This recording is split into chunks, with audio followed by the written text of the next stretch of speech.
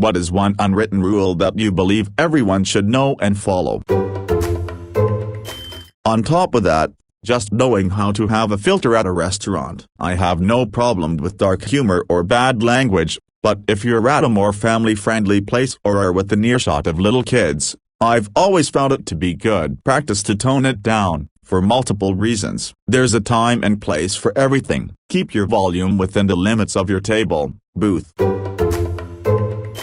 Bring small child to restaurant. Small child is fussy because it's being ignored by parents. Parents turn on some random shitty kid show an iPhone and turn volume up. Give to child. Child watched for a grand total of 3 seconds, then figures out it's still being ignored, starts fussing again. Parents ignore child and noisy iPhone, proceed to wreck the ambience and the entire surrounding 300 feet for everyone else. I don't have issues with parents bringing their kids out for food with them. I do have issues with people hauling children to restaurants and pretending they don't exist while the kid proceeds to be obnoxious. Yes, man, those kind of people deserve to have their finger detached in the most painful way possible. Edit. I have a separate folder in my gallery where I keep some really random photos, like kinda random pictures I find interesting, like nice architecture, anti-Christian propaganda, old books, pagan stuff, some with photos of me scanning animals, etc. And if there's a picture I want to show someone I don't trust, I make a copy and put it in that folder. That will at least either make them bored if they are the kind of people who thinks contemporary pop music is just swell to listen to, a bit scared if they thinks the Bible belongs in the Western world, or make them a bit sick if they are not used to seeing guts and dead animals. Anyway, a nice payback for being nosy.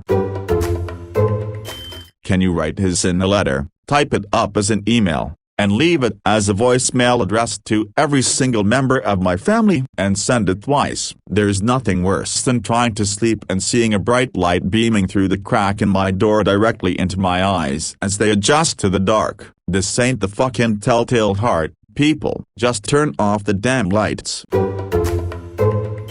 Even if it's not a favor, be kind to your ride-share driver. Be ready when we get there. You ordered the ride. If you needed more time, you should have waited until you were good to go before ordering. Please be at the location you've marked for pickup. Too often we have to play where's the passenger. If you live in a gated community or apartment complex and you know we need a code to get in, message us the code right away so we can reference it when we get there. When you have a complaint with a retail store or business, please remember that the person you are speaking to, or yelling at sadly, is just the one that happened to pick up the phone or is standing at the till. They likely have nothing to do with what went wrong and have little sway in what can be done to help. They don't need to be yelled and screamed at for something they did not do or is under the control of a corporate office, higher up.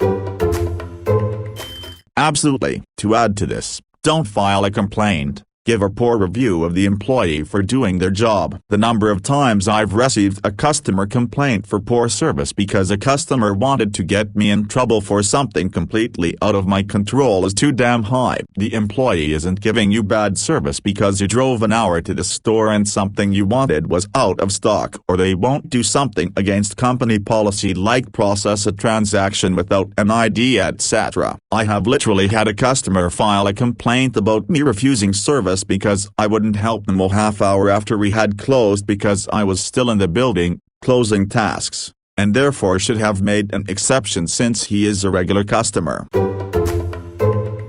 I was on the phone with my cell provider once. My phone had been cut off for some reason. I called, and she explained I hadn't paid the bill. I'm like, oh whoops, my bad, can I pay it now? And she burst into tears. I inquired, and she told me that she'd had a few similar calls today, and they'd all been abusive to her. She'd been so terrified that I would yell at her that when I didn't, all the emotion just came out. Really pissed me off that people would be like that.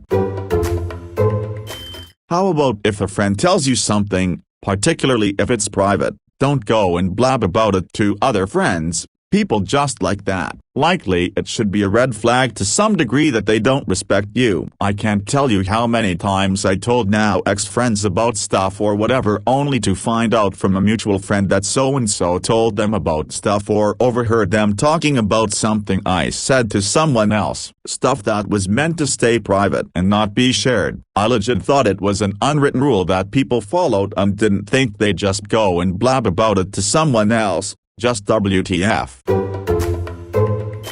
I had this happen at a workplace. Myself and two other ladies decided to have a drinks and movie night. We did the normal thing, revealing secrets etc. Funny thing was we suddenly had half the office knowing our deepest darkest. It turns out one of the ladies decided there was no issue with sharing private information with the rest of the staff. She was not invited to future hangouts. Since we're talking about the gym, when spotting someone, let's say bench press, ask them how many reps they're planning to do, so you're both aware of what the goal is. Help them get the weight up, then stand back. Don't fucking have your hands all over the bar. Don't hover over them. You'll know exactly when they need help. The cadence will slow by a lot. Also, inform them you're gonna let them struggle a seconds to get it up before coming in to help get it back on the rack. Moments like that though I tell them to push, and give them maybe a few pounds of help to get it up so that rep doesn't go to waste. You don't need that much to get it back up, just a little bit will be enough. After that help set the weight back on the bench. If I ask someone to spot, I let them know what to do. I hate when I have enough juice in me to get it up one last rep even though I'm slowly getting it up and my spotter steps in and pulls the weight off of me. Customers seem to think oh I can just dump this frozen meat product in any aisle I want. The employee will put it back, it's their job after all. No. First off, it's not always found until later that night or the next day, and the rule at my place was anything found outside of the fridge freezer had to be thrown away. Doesn't matter if it's still cold to the touch, there was no telling how long it had been there. Also stop dumping your cold shit you don't want and the pop coolers at the registers. If you got that far and decided you don't want it headed to the cashier, those coolers are not meant to keep frozen items frozen. Now I literally had a bitchy older woman tell me she liked my hair undercut. She was an entitled older Karen who just has to tell you she used to be a hairdresser. Me too bitch, but I know you're a Karen so I'm not gonna go into that conversation with you. And she reached out to touch it. I literally did. I lean away from her with my torso, not moving my feet, and she got the hint. Do not touch me. Did that change anything? Number. But I fired her as a client and she called me the snobby bitch lol. That if someone is hurt or being hurt you do what you can to help them. I saw a Reddit thread once where a guy said his aunt and uncle were going to dinner and saw a man get stabbed and left lying in the street and they just ignored it and went on to dinner. BC they had reservations and didn't want to ruin their evening. I'm not saying you have to put your life in danger, but if a fellow human is hurt and needs help you should help them. An anthropologist or archaeologist was asked what the first sign of civilization in human history was and she answered once she found a fossilized leg bone that had been fractured but then healed. That meant that other people took care of the injured person long enough to heal so that they survived. I don't agree with this. If I'm taking someone out for a meal because I haven't seen them or want to say thanks for something, then I want them to have what they want and enjoy themselves. I don't want them to have a bowl of soup as a main when they wanted to come here because of their amazing steaks. It's why I usually sneak out before the end and pay discreetly rather than announce I'm paying at the start. Many years ago, I was quietly standing in front of the unintentionally ironically titled, The Gates of Hell at the Rodin Museum in Paris. There weren't many people there, so I felt comfortable spending a few moments closely looking at the detail of the piece. From behind me comes a loud voice with an unmistakable Texas accent saying, "Excuse me, excuse me." I turn around and see a woman with very big hair impatiently gesturing for me to move out of the way so she can take a picture of the piece. I stepped aside. She took the picture, then she stomped away, but not before shooting me a very dirty look. It was in that moment that I realized that the ugly American stereotype is real and that I hate Americans. I am American. Don't keep creeping up at a stoplight in the left and middle lanes if you're the first car in the lane. You don't need to see the cross traffic while you wait for the light to switch. The person on the far right needs to creep enough to make sure it's safe to make a right on red. The more you pull up in the left lanes, the more the person on the right does, increasing risk for everyone. If you don't know the rules while traveling, Stay on the right side of the road. Left lane is for passing vehicles, not for you to match Joe's speed to your right and hold up traffic. It's also not a race. After you pass someone, merge over so others can do the same. That doesn't mean when you get back into the right lane, you speed up so no one gets in front of you either. Tip: please fucking tip. If you work a minimum wage job of any kind, you understand how much it can fucking suck, and only having $300 in your bank account after a long week of work, if you can give someone that extra $5, it really does mean a lot to someone who busts their ass all week and still has shit for money. Thank you. Please tip. One person's rights end where another person's rights begin. Basically, I have the right to do noisy activities, but my neighbors have the right to a quiet atmosphere. I have a right to get what I want at a store. The employees have a right to basic respect. I have the right to feel uncomfortable being followed, but the person behind me has a right to be traveling the same direction, innocently I hope. My rights and feelings, and if they actually start affecting another person's normal actions. And their rights, and if it affects my needs and safety. When you use a public toilet, flush your damn crap. If the toilet is automatic, check to see if it flushed or not, and check to see if your crap, or any vestige thereof, is still visible. If either of these is the case, use the manual button to flush again. Repeat as needed. And if you are a real saint, wipe your piss off the damned seat before it gathers into that yellow stain that will wipe off, but is clearly no longer what we call the liquid. Sorry for syntax/grammar. Mobile. People almost never tell you what they think, they tell you what they want you to think they think. Conversely, people can't always act how they'd like to be seen to act. You'll never know for sure, but while you can judge people on their actions some of the time, you should basically never judge them on their word, both positively and negatively. Do not make comments about people's bodies. Don't tell a pregnant woman she's looking huge. Don't ask someone if they lost weight. Don't comment about any weight gain, even when people think they're being nice and complimentary by mentioning someone's weight loss. You don't know why they lost weight. Maybe they have depression, cancer, eating disorders, etc. Also, complimenting people's weight loss just validates the societal norm we have that people are more valuable to us when they are thin.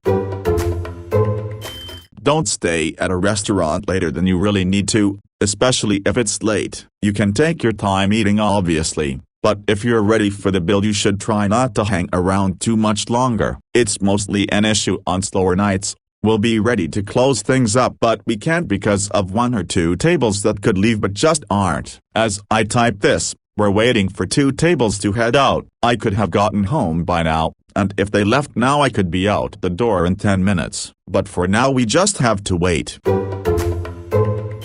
If I front you money in an unexpected situation, no split checks, cash only, or something like that, I shouldn't have to remind you, ask you to pay me back, at least offer. I'll probably say no. Don't worry about it. This tells me a lot about the person I'm hanging around. It might be petty, but it's just such an inconsiderate and entitled act to me. If someone says to stop doing something that they don't like, then stop. I have a few friends that when I ask to stop talking so loudly, or to stop touching me, and they don't until I have to yell at them or just tell them to stfu and stop. That's only when they stop and they act like they're the victim. Like, I told you to stop touching me 8 times already, so stop. Guys. Fellow man here. Don't send dick pics until given permission. This is someone's daughter slash sister slash possibly mother. Be a gentleman and get to know her first. Then politely ask if she would appreciate a dick pic when it is the right time. If she says no or rejects you, then accept the denial gracefully like an adult. Nothing is more sad than a guy who gets rejected and feels the need to act mean to spite the person for rejecting their advances. I disagree with this one, because it can lead to a food arms race. Now they feel like they owe you back for the treat, and it repeats and escalates until someone has the decency to end it. Sometimes it's best to graciously accept their act of kindness, and not repay it in kind. Instead, write a nice thank you note and stick that in the Tupperware, or do something else thoughtful for them later. In a way, by giving them food back, you are stealing their thoughtful gesture and claiming it as your own. I have had neighbors visibly cringe at my returning their dish with treats in it, and not because my treats were gross, just a different perspective. Cheers. Always say thank you, even and especially if you didn't need help from the worker at the self-checkout registers, but you're passing them to exit the store. This is the one thing I see not done so frequently. A simple thank you doesn't take much, is a polite thing to do given this person is making your shopping experience as smooth as possible, and I just find it so weird not to say it. When at the grocery store, or any store with aisles, don't take up the entire aisle width with your cart. If you're having trouble deciding what brand of pears to buy, move your shopping cart to one side. Don't just let it sit in the middle of the aisle. Same thing, if you see someone you know at the store and want to talk, move your carts off to the side so you don't prevent other customers from accessing the aisles. I get so pissed when I'm at Kroger's and I see a couple of moms standing in the middle of the aisle with their carts blocking everything. It's so rude. Please don't approach my desk while you're talking on the phone. I can't help you while you're chatting. You're blocking others who came in with manners. My desk is not a phone booth, and I can't continue my work with all the noise you're making. This goes double for Bluetooth. I didn't know you were talking to someone else.